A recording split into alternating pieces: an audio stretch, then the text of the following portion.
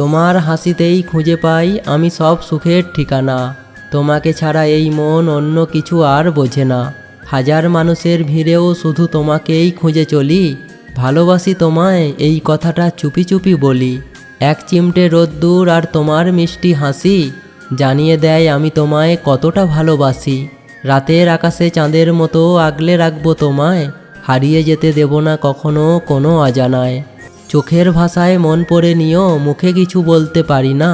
তোমায় ছাড়া এক মুহূর্ত এখন আমি আর চলি না।